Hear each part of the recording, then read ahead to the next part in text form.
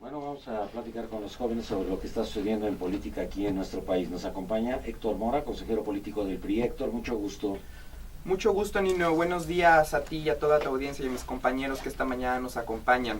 ¿Qué tantas cosas pasan ahora? Cosas maravillosas, Nino. Yo logro ver en la política nacional. Logro ver a un presidente, Enrique Peña Nieto, que está haciendo lo que en 12 años el Partido Acción Nacional no supo, ni quiso, ni le interesó hacer, que es gobernar este país, a través de un aspecto muy importante, que es la política social. Yo creo que al arranque del sexenio es lo más relevante que puedo destacar, entre otras cosas, del gobierno de Enrique Peña Nieto. El anuncio de la Cruzada Nacional contra el Hambre viene a combatir directamente uno de los flagelos más lacerantes de la sociedad mexicana, que es el hambre y la pobreza. Es increíblemente alarmante el número de mexicanos, de millones de mexicanos que cayeron en la extrema pobreza en los últimos 10 años, que bueno, sabemos, la pobreza extrema no es un tema de 10, de 12 años, sin embargo, el número, según cifras de la OCDE, de mexicanos que cayeron en pobreza extrema en los sexenios de Acción Nacional es increíblemente grande. Veo también a un gobierno federal, a unas secretarías de Estado que están tomando el rumbo de toda la política de nuestro país de una manera eficiente, de una forma en la que están dando buenos resultados hacia el exterior y hacia el interior del gobierno. Veo otros temas que ponen a lo mejor en vilo a las grandes instituciones políticas que nos han costado muchas luchas y muchas conquistas sociales, como lo es el Instituto Federal Electoral, y bueno, recientemente también el Instituto Federal de Acceso a la Información Pública. Veo un país que está cambiando, veo un país que le está costando a lo mejor asumir los rumbos de la gobernabilidad otra vez, pero definitivamente con saldos muy positivos. También tenemos a un recién afiliado, Saúl Vázquez, PRD. Ya nos vino hasta presumir. Así es, Nino. Saúl, mucho gusto, bienvenido. Muchas gracias por el espacio, Nino. Un saludo a todo tu auditorio. Pareciera que vivimos en el mundo maravilloso. Fuxilandia 2.0 la está reeditando el PRI, ¿no? Pero lamentablemente hay que ver que todo eso es pura parafernalia, pura pirotecnia mediática. Nino, se han pasado anunciando grandes programas, grandes construcciones que bien analizadas no aportan nada nuevo. La Cruzada por la Pobreza no es más que una burda reedición de Solidaridad. Cruzada Nacional contra el Hambre. Y ni siquiera tiene el parámetro de participación social que tenía Solidaridad. Han ido desmontando ese programa sexenio a sexenio. Incluso los mismos panistas lo utilizaron, le decían oportunidades para solamente unos cuantos a quienes le condicionaban la participación. Y mientras están anunciando con bombo y platillo estos grandes programas, se están gastando un presupuesto bastante oneroso en cosas nimias, como un nuevo avión para el presidente, como grandes lujos, y vemos por un lado cómo anuncian una cara y por otro lado cómo están derrochando el presupuesto público como lo venían haciendo durante años. También no hay que olvidar, Nino, que el día de ayer el Instituto Federal Electoral reconoció el gasto que realizó el PRI durante la campaña con las famosas tarjetas de Monex. El argumento del PRI fue, bueno, pero si lo hicimos después de que ya habían acabado la campaña, fue 3 días después, el día de la elección, entonces no es gasto de campaña. Tenemos a un PRI cínico, a un PRI que cree que puede tapar su corrupción con grandes montajes. Y por otro lado, tenemos la destrucción de lo que fue el sexenio anterior, un sexenio en el cual también se la pasaron simulando, Nino, como con el caso de la señorita Cassés. Ya tenemos el fracaso de la PGR de García Luna, que nunca pudo demostrar la culpabilidad de esta señora. Así es nuestra derecha, que cree que con estos montajes pueden engañar al pueblo mexicano, pero tenemos una realidad muy distinta. En el Estado de México llevamos 75 asesinatos con violencia en las últimas 2 semanas. Esto quiere decir que cada 12 horas están asesinando a una persona. El gobernador del Estado de México ya quiere reeditar la guerra contra el narco de Calderón en nuestro estado. Quieren meter al ejército, quieren traer operativos como el fallido operativo Michoacán. Y pues el país se sigue cayendo a pedazos, Nino. Esa es la realidad. Muy bien, vamos a ver qué dice la derecha, porque estás muy agresivo, ¿eh? Licenciado Alan Adame, consejero regional del Partido Acción Nacional. Bienvenido, mucho gusto. Nino, pues muchas gracias por la invitación. Como pasó? siempre, Por muy alusión. divertidos por estar en esta mesa. Divertido. Un saludo a todo el auditorio. Oye, Nino, pues mira, tanto el PRI como el PRD, de verdad que cada día me sorprenden más porque ¿Sí? demuestran que comparten los mismos genes, ¿no? Es una alianza, ¿no? Sí, sí. Ah, o son sea, primos. son primos, Chaipete son- un día dijo que eran primos. Como diría Castillo Peraza, se pasan el chicle, Nino. Oye, pues mira, yo te diría que pues También. los dos, cualquiera de los dos polos salen con sus anuncios como muy platillo, muy estridentes. Pues el PRD de entrada con su escudo centro, que el día de hoy no sabemos ni qué es ese dichoso programa, pero bueno, lanzaron el escudo centro. Y por otro lado, bueno, pues el PRI, ¿no? Fenomenal el anuncio de la cruzada contra el hambre, pero pues yo le pediría al auditorio que investigara un poquito qué es la cruzada contra el hambre. Existe un decreto publicado en el Diario Oficial de la Federación, pero pues hoy en día no tenemos ni idea qué es eso. O sea, es una declaración, es una carta de buenas intenciones, no hay ni siquiera estrategia, alineamientos o acciones claras. No me digas. Pero lo que sí te puedo decir, ¿no?, es que está claramente diseñado con fines electorales. ¿Por qué? Porque señala que se destinarán recursos para 400 municipios, de los cuales 203 municipios son municipios que estarán en estados donde habrá elecciones el año que viene. Hay 14 estados con elecciones. Entonces déjame iniciar. A Y ver. querría Este decir, año. No me digas, perdón, está en voto. Nino, perdóname, este año. Entonces querría decir ¿Cuántos? que La mitad de los municipios. la no mitad de hay los elecciones. municipios que están señalando, de 400, 203 son Ya ganaron. municipios en donde habrá elecciones. Entonces, hay un sesgo clarísimo, Nino. Además, yo creo que habría que corregir un poco los datos que dice Héctor, ¿no?, de la crítica al PAN por el aumento de la pobreza. Mira, si bien el porcentaje de pobreza extrema sí aumentó 2.5%, hay un gran margen de personas en pobreza que salieron de esa situación en los gobiernos del PAN. De entrada, por ejemplo, el porcentaje de personas en pobreza por carencias de servicios básicos de vivienda bajó del 58.6% en el 2000 al Gabriela Vázquez, 33%. consejera política del PRI. Gabriela, mucho Hola, gusto ¿qué y tal? bienvenida. Bueno, muchísimas gracias, agradezco la invitación para participar, gracias a mis compañeros que también nos acompañan, a tu auditorio, y me sorprende a mí muchísimo los deslindes que hace la izquierda y la derecha aquí representada, porque sus líderes de partido firmaron y son parte de un pacto por México que incluye la Cruzada Nacional contra el Hambre. Creo que a la derecha y a la izquierda se le olvida que por primera vez el programa de la Cruzada Nacional contra el Hambre es un programa social focalizado. Es decir, no vamos a atender solamente pobreza extrema, ni tampoco pobreza de servicios, sino pobreza alimentaria. ¿Y en qué están fundamentados la focalización de este programa? En los 400 municipios que Coneval, desde el 2011, ha catalogado como los 400 municipios más pobres de este país. Es decir, es la primera política social que es intersecretarial, nunca antes visto. Es decir, antes todo se cargaba a Cedesol, ahora hay más de 10 dependencias de gobierno que van a estar encargadas de instrumentar todos los lineamientos y las acciones de esta Cruzada Nacional. Y también hay una convocatoria a la participación social. Es decir, por primera vez se van a integrar comités comunitarios para que las mismas personas que están involucradas dentro del programa o que son beneficiarios de estos programas accedan a trabajar junto con los que toman las decisiones de estas políticas, ¿no? El dictamen del IFE es una cuestión que va más allá de los partidos políticos, es una decisión de respeto a las instituciones, a la legislación electoral que los mismos partidos votaron, no hay que olvidarlo. Es decir, los lineamientos de fiscalización son los que los partidos han querido tener y que están expuestos en el COFIPE. Y pues bueno, hay un dictamen que está a nuestro favor en materia electoral, hablo del partido, y que en materia de fiscalización, en otro sentido empresarial o de gastos, corresponde a otras instancias, ¿no? El caso Cassés, que vamos a tratar más adelante. Gracias. ¿Les quedó claro? Sí. ¿Les quedó claro? Fue muy clara la compañía. También nos acompaña el día de hoy Gerardo González, de la Juventud de Izquierda, ¿verdad? Así es, Eso así se oye es. mejor.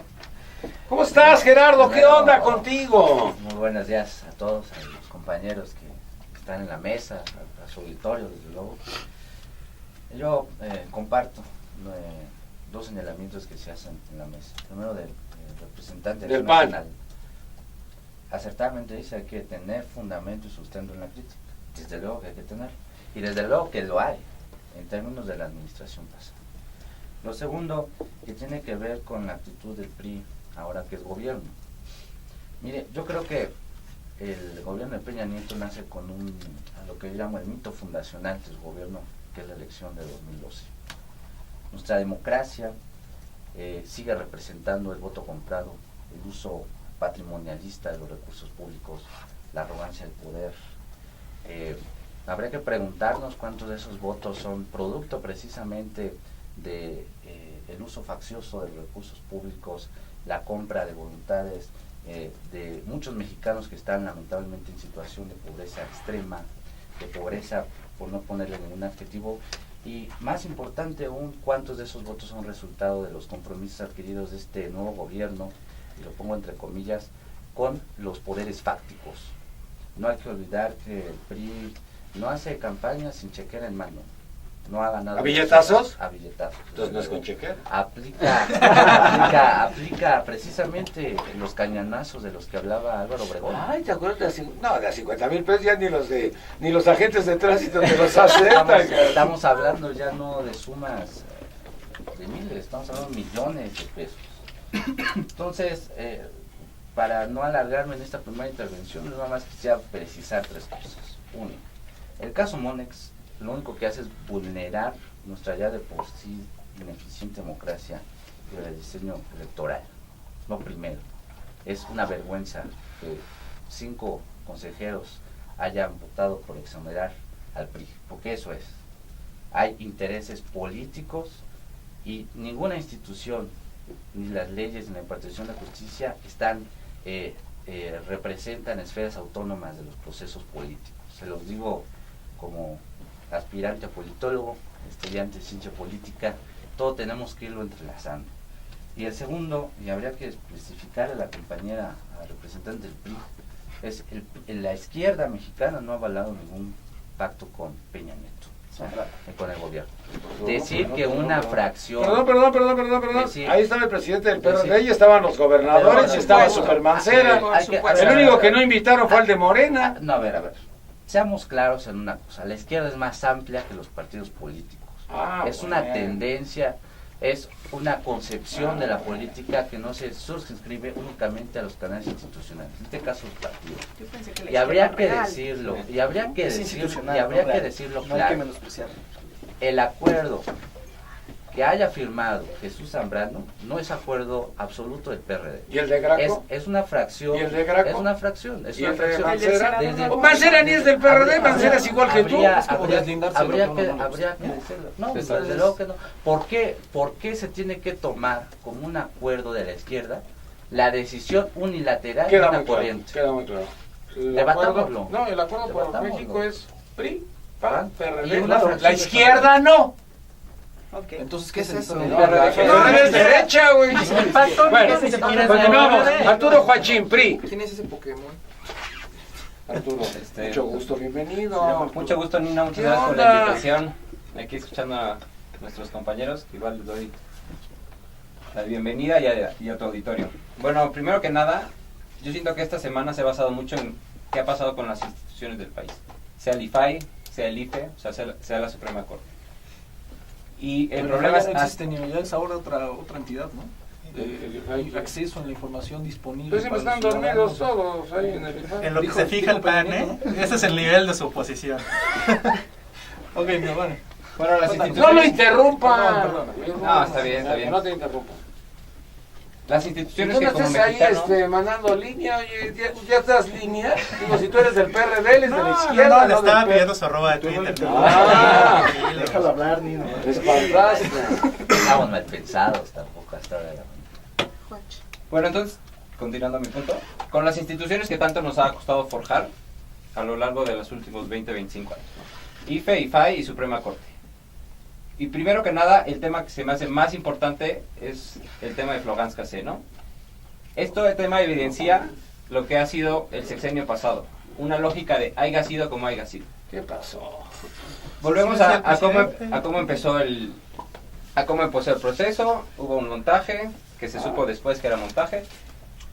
Se iba a sentenciar a Floganska-C, primero que era 90, luego se le bajó la condena a 60 y luego viene la ayuda francesa, ¿no?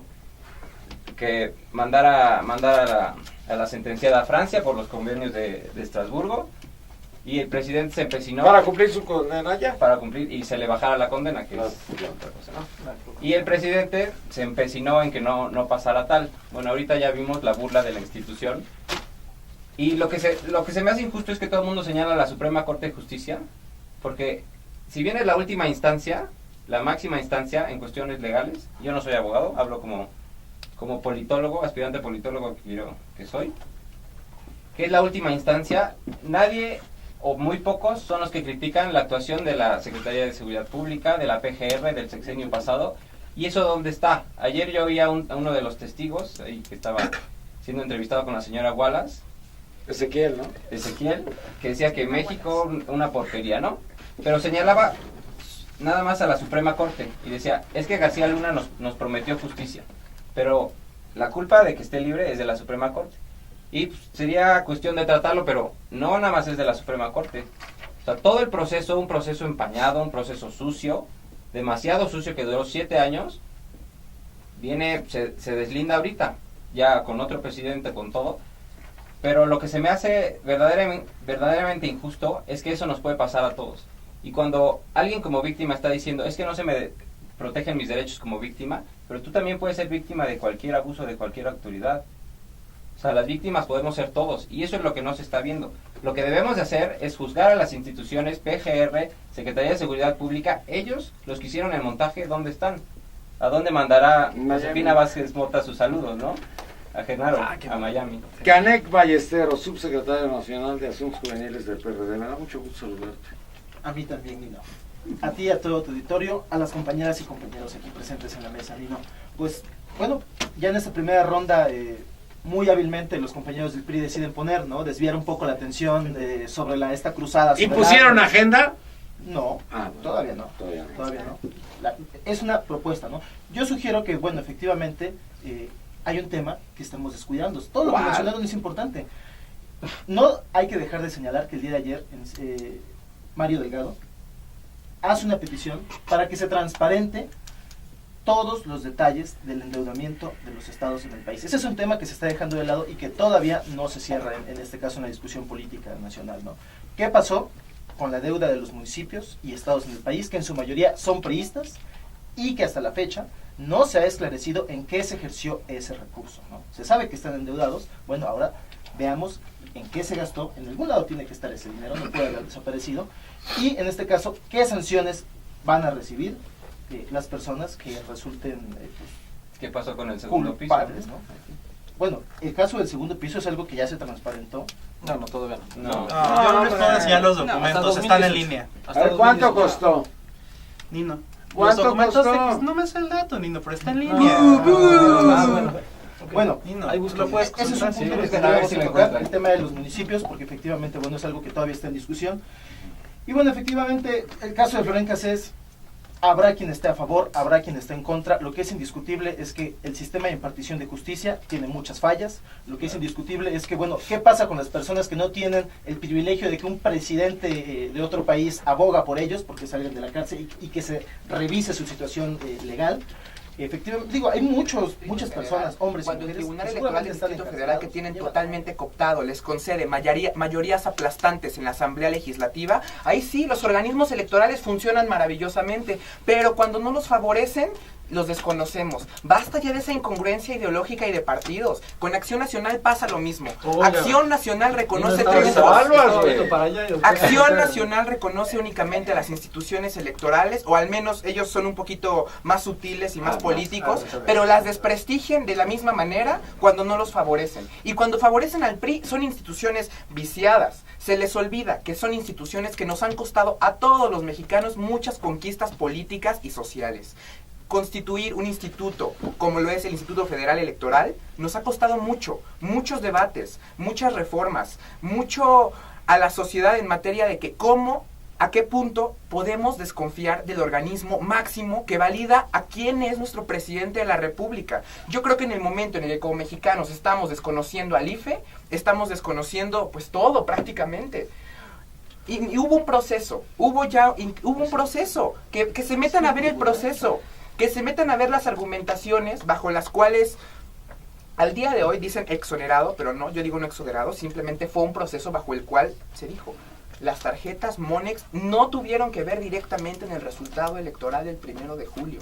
Y yo lo defiendo, y como priista te digo, al interior de la campaña, las tarjetas, bueno, no sé siquiera no sé si llegaron ni no, porque al menos en el Distrito Federal te puedo decir, no hubo. No me llegó mi cartera. No, en el Distrito Federal no hubo. ¿Te las quedaste? No hubo ¿Qué pasó? una sola tarjeta de Monex. Y no tengo yo como priista la certeza de que esas tarjetas tuvieron fines electorales. Y precisamente esa certeza misma tienen los consejeros del IFE para el día de ayer decir que el PRI no tiene por qué responder por eso. Además, el primer presidente del IFE es de tu partido. Es el gobernador de Tabasco. Sí. Y otro punto nada más. Ya. Ahora sí te aguantas. Ya, Ya, sigo. digo, vas en la última ronda. Saúl. Muy bien, Nino, PRD. respecto a lo que se decía de las cifras maravillosas de Foxilandia y el PAN, durante los 2 sexenios panistas el salario en su valor real cayó 25 veces. Es decir, durante el sexenio de Ernesto Zedillo, el último sexenio priista, tú podías comprar 17 kilos de tortillas con un salario mínimo. En el sexenio de Calderón al final solamente podías comprar 3.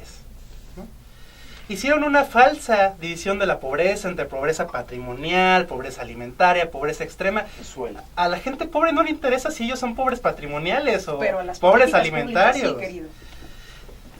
La Sí, verdad es era que un hicieron, Coneval. hicieron esa simulación simplemente para decir que redujeron los pobres, al decir, no, es que ya no eres pobre extremo, ya eres pobre patrimonial, mientras que la gente sigue viviendo en condiciones paupérrimas, ¿no? Es como lo que dicen ustedes, soy izquierda pero no soy PRD. Yo sí Oye, ahora resulta que vas a izquierda. desacreditar Sí, a un izquierda va más instituto, allá a del un PRD. consejo que se crea La pobreza va exclusivamente más para allá de evaluar la carencias. política pública de un gobierno. No sirve. Saúl, continúa. Mira, Saúl, en continúa. Se perdieron 2.500 millones de empleos durante el sexenio de Calderón, pero lo que ellos presumen es que crearon 500,000. En términos reales, se perdieron 2.000 millones de empleos. No, perdón. 2.000 millones. No, pero aquí 2 millones de empleos. Perdón, A ver, perdón. háblele al Basté, por favor. Que te corrija el Es Basté. un Una lapsus, cuarta parte de la población. No, mundial. 2.035.200 Ok, fueron dos.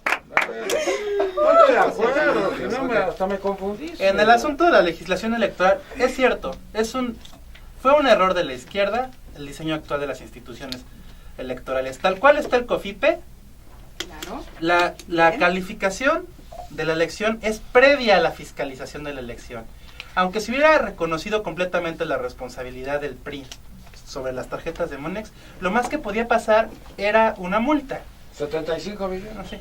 En todo sentido, el PRI la tenía fácil.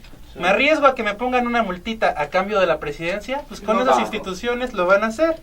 Es necesaria una nueva reforma electoral.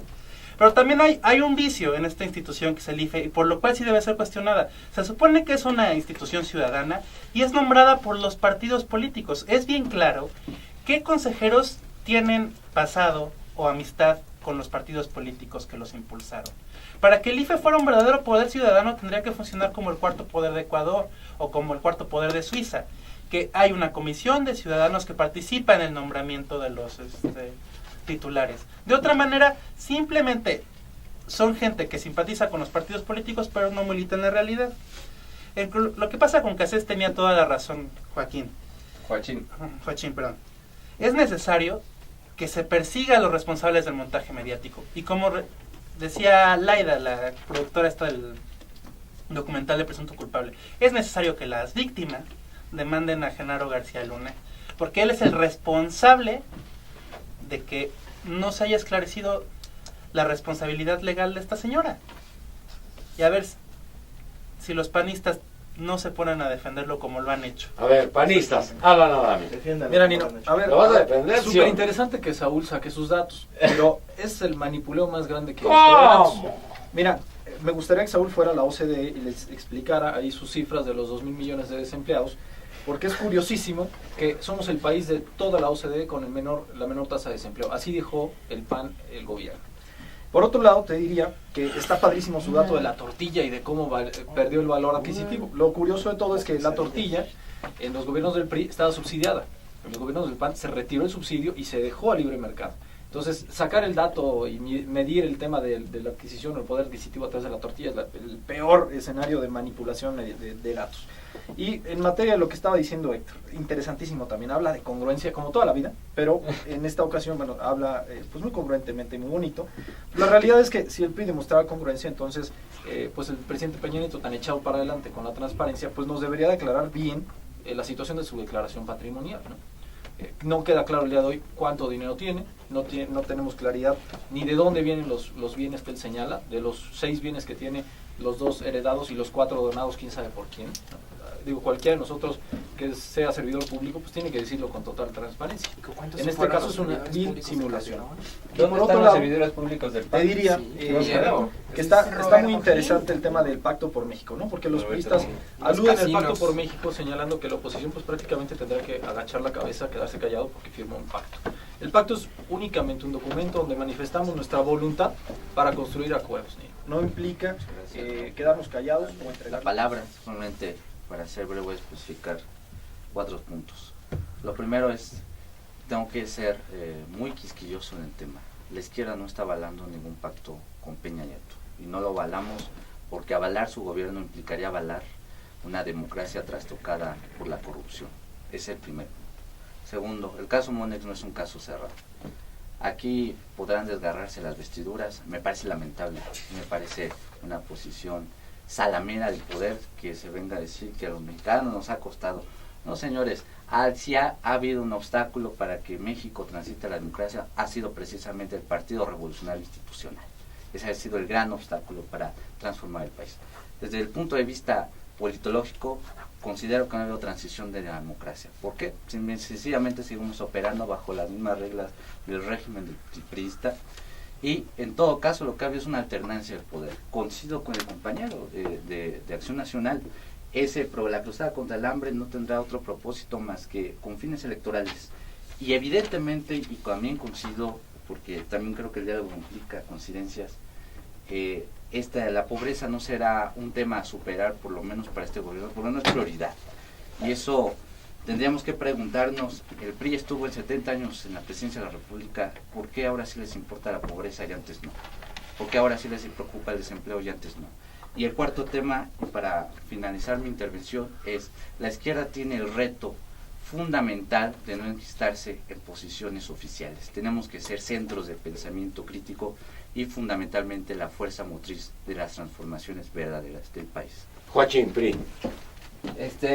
Volvemos a lo mismo de las instituciones, ¿no? Yo veo exfuncionarios panistas, ahora senadores, hablando en otros lados lo mal que se imparte la justicia en México y la culpa de la Suprema Corte por liberar a la secuestradora.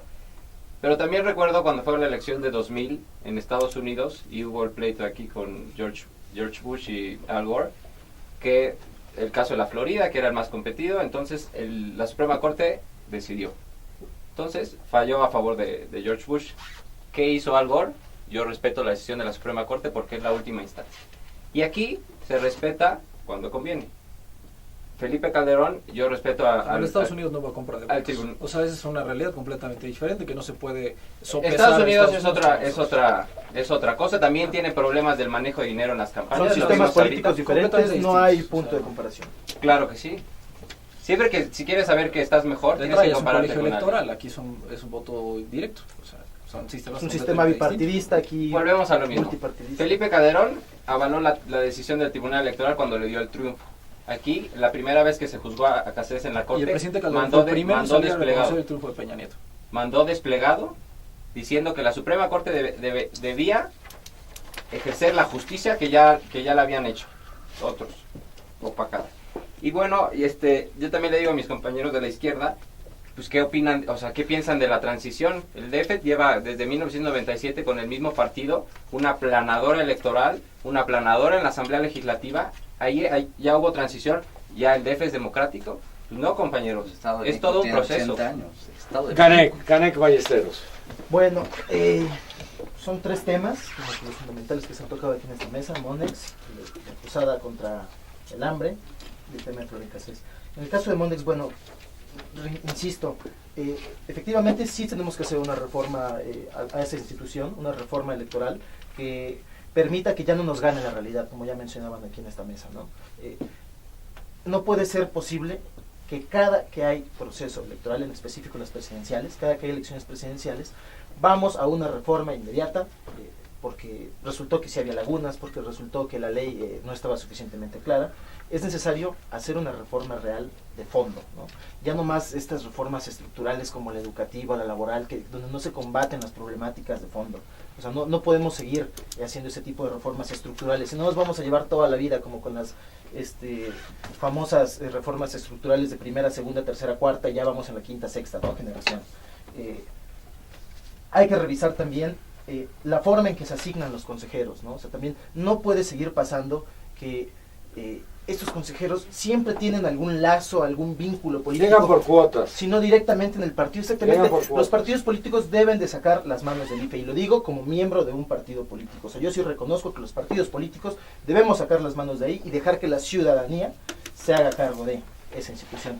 En el tema de la cruzada contra el hambre, yo digo que, bueno, aquí hay que poner mucho ojo. No podemos confundir el asistencialismo con el garantizar la universalidad de los derechos, ¿no? En este caso, si los lineamientos de esta política pública, o sea, esta cruzada contra el hambre, no están suficientemente claros, podemos caer en que solamente va a terminar en una repartición de colchones, despensas, tinacos y cobijas, ¿no? O sea, eso no puede ser.